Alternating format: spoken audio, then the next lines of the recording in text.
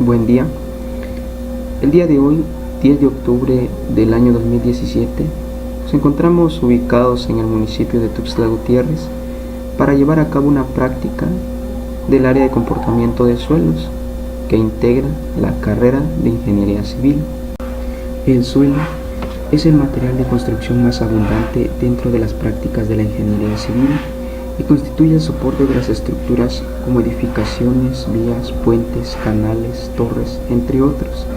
Es por ello que con esos usos que conlleva, de ahí nace la necesidad de estudiar los suelos desde las diferentes ópticas y necesidades dentro de las prácticas de la ingeniería civil donde se encuentra en juego. Los trabajos de mecánica de suelos, los cuales se han desarrollado con la finalidad de investigar las características del suelo que permitan establecer los criterios del diseño de la cimentación. Para conocer las propiedades ingenieriles del suelo es necesario explorarlo. Para tal fin existen diversos métodos. En esta parte nos vamos a referir a la exploración de pozo a cielo abierto, que en muchos otros casos también se le conoce como calicatas, en el cual se pueden obtener dos tipos de muestras, las cuales se les conoce como alteradas e inalteradas, donde la muestra alterada hace referencia al suelo que no guarda las mismas condiciones que cuando se encontraba en el terreno de donde procede, mientras que las inalteradas deben ser procesadas con un poco más de cuidado, conservando la mayoría de las propiedades que presenta originalmente. En nuestra práctica, como vemos, vamos a realizar un pozo a cielo abierto y trabajar únicamente con una muestra alterada, la cual va a ser de tipo representativa y será utilizada para pruebas de laboratorio como son la granulometría, peso específico y contenido de la humedad. En esta primera parte se iniciará a hacer las mediciones del terreno, que será de 1,50 por 1,50 metros por 1 metro de profundidad.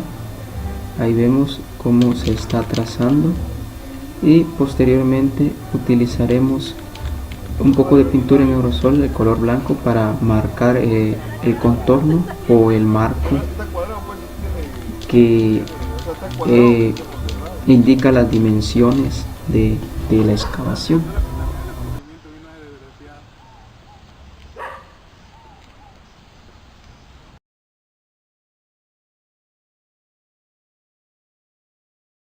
El método de exploración a cielo abierto consiste en hacer excavaciones de tamaño suficiente para que una persona pueda introducirse en él y pueda examinar los distintos estratos en su estado natural y de este modo poder saber las características que cada uno presenta en cuanto a la cantidad de agua contenida. En esta parte se está tomando la primer muestra de suelo. Es importante que al ir observando un cambio de color en el suelo se vaya tomando una muestra y se le haga un registro. Correspondería al número de muestras y a la profundidad a la que se está encontrando.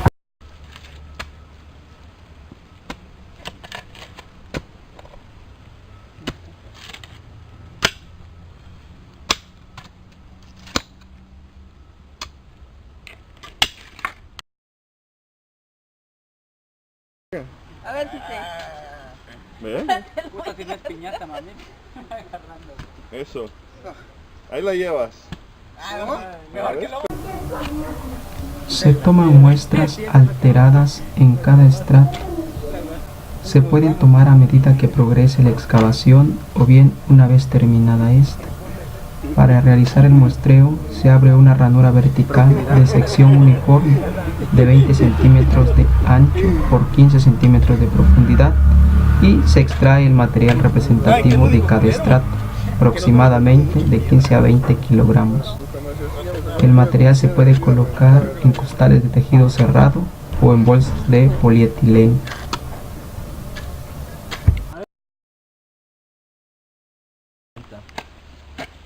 Dale, cuarta muestra.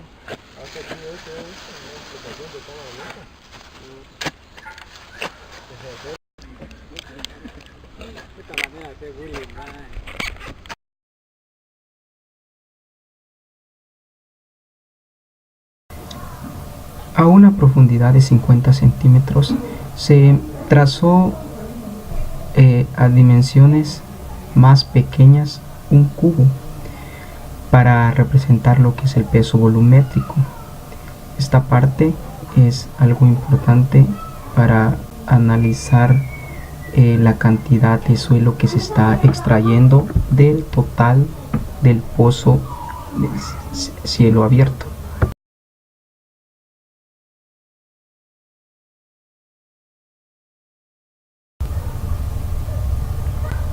Cuando se obtengan varias muestras representativas y se envasen en bolsas de plástico, estas se empacan en una bolsa de lona hablada, limpia, que se cierra para evitar pérdidas o alteración de su contenido. Para transportar las muestras del sitio de su obtención al laboratorio, se acomodan en el vehículo las bolsas de una manera adecuada, de tal modo que se evite su perforación o rotura, así como su desplazamiento dentro del vehículo.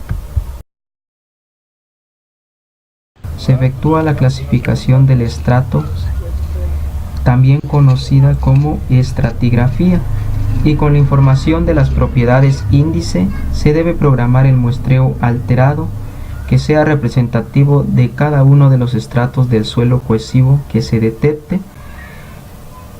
Estas muestras alteradas serán sometidas a su estudio correspondiente.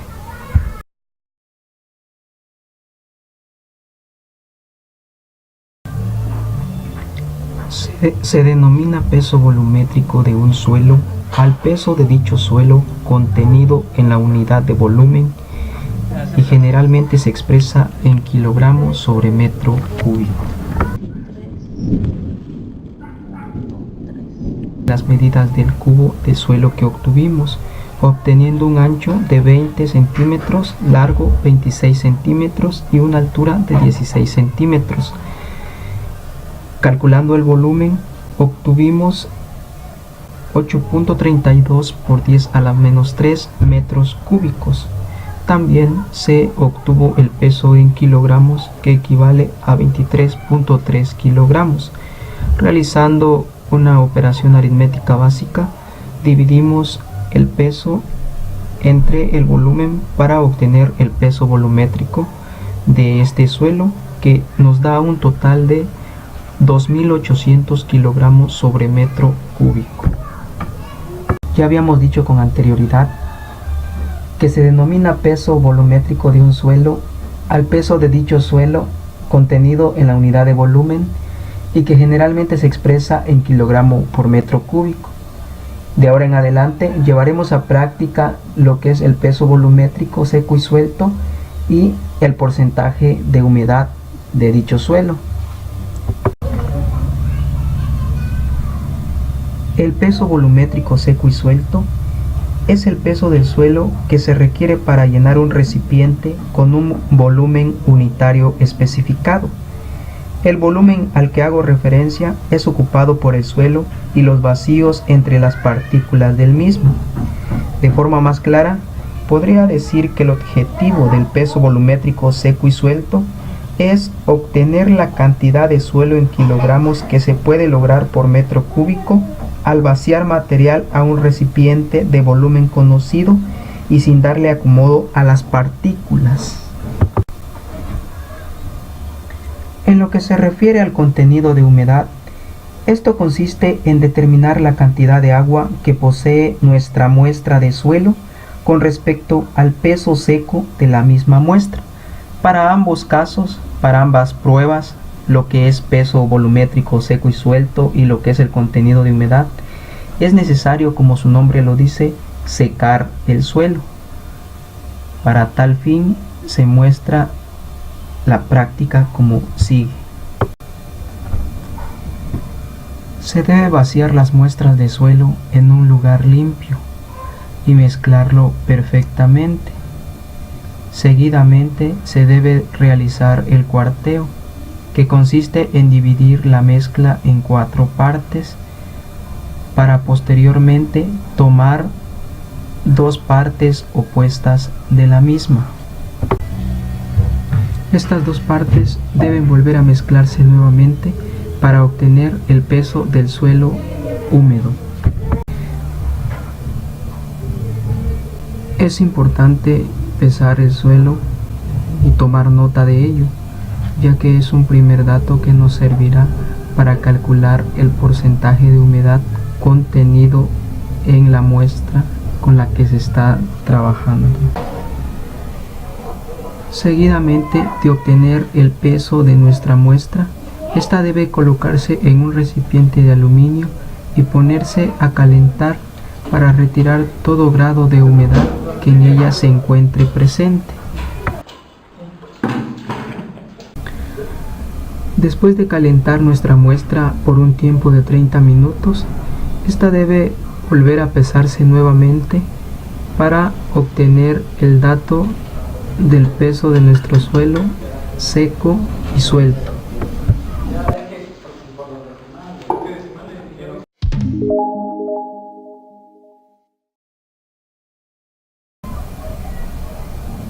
En esta parte podemos observar los datos y las operaciones realizadas para obtener el volumen de suelo contenido en el recipiente utilizado, que como notamos nos da un total de 0.0014 metros cúbicos.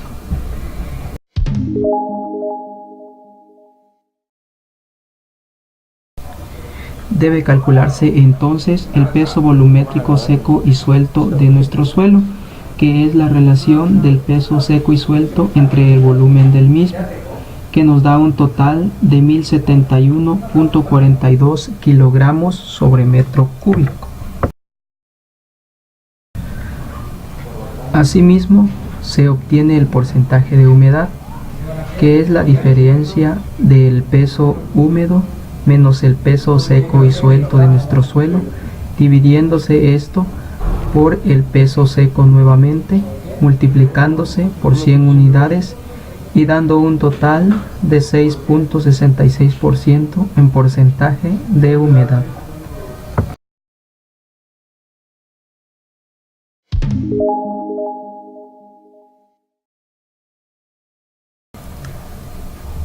De esta manera, mediante un concentrado, se puede observar de forma más clara los datos y cálculos que se obtuvieron en nuestra práctica hasta el momento.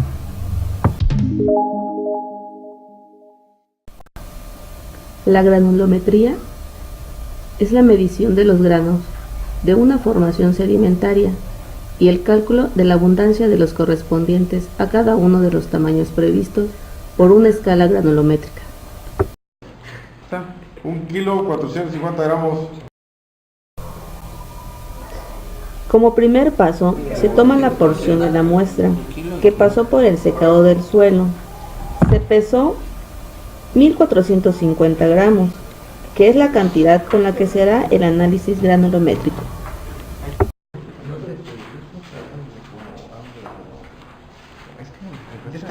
Ahí, pone aquí de este lado peso total, igual. Pone 45. No hubiéramos puesto una hoja. Ay, Dios mío. Como podemos ver, en nuestra práctica elaboramos 6 tamices de forma improvisada con materiales que encontramos en la ferretería de distintos diámetros. Pasamos el material en la primer malla de claro más grande. En nuestro caso, el diámetro es de media pulgada, sometiéndolo a vibración y movimiento. El residuo retenido en cada malla se pasará individualmente colocándolo en diferentes recipientes, tomando datos del número de malla y peso para posteriormente registrarlos en una tabla con los cálculos adecuados.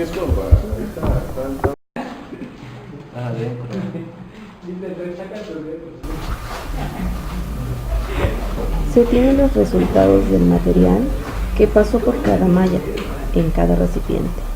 clasificándolos de acuerdo a su diámetro y peso, quedando en el recipiente más grande lo que pasó en todas las mallas.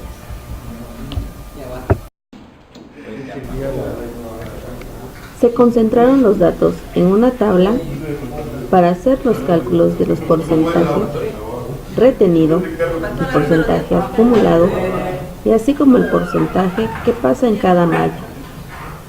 Estos datos nos servirán para realizar la gráfica granulométrica, que llevará los datos del porcentaje que pasa en cada malla y el número de malla de los tamices que realizamos.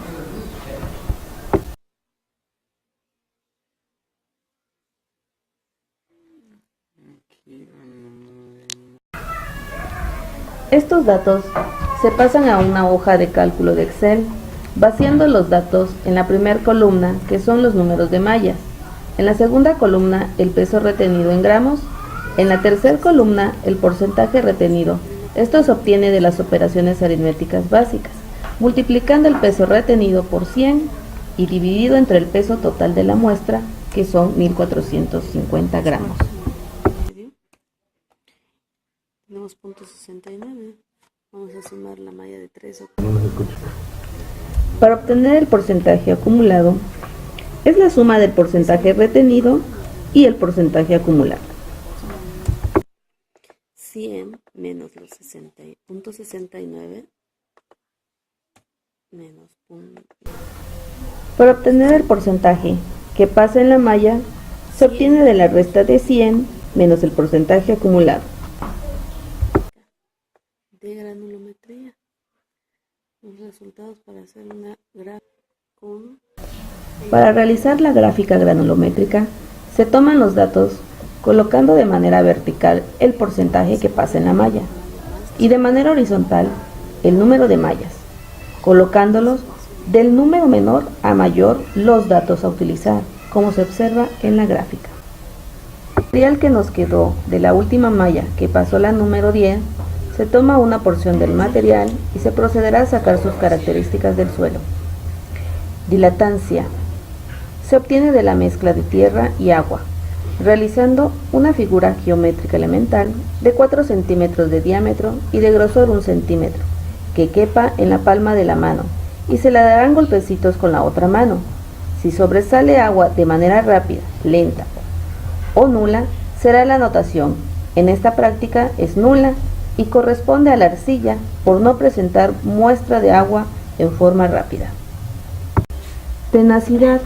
Se toma una porción de material y se realiza la mezcla de agua y tierra, formando un diminuto cilindro de 3 milímetros de diámetro, formándolo con las palmas de la mano. Si se observa que se cuartea y reseca, se toma el dato de alta o media o nula, la resistencia del pequeño cilindro. En esta práctica es alta porque resistió y está compactada sin cuarteadura alguna. Resistencia en el estado seco. Se retomó el material del círculo de 4 centímetros de diámetro y se puso al sol directo en un lapso de 30 minutos. Si se desborona rápido, observar si es alta o media o nula la reacción del material.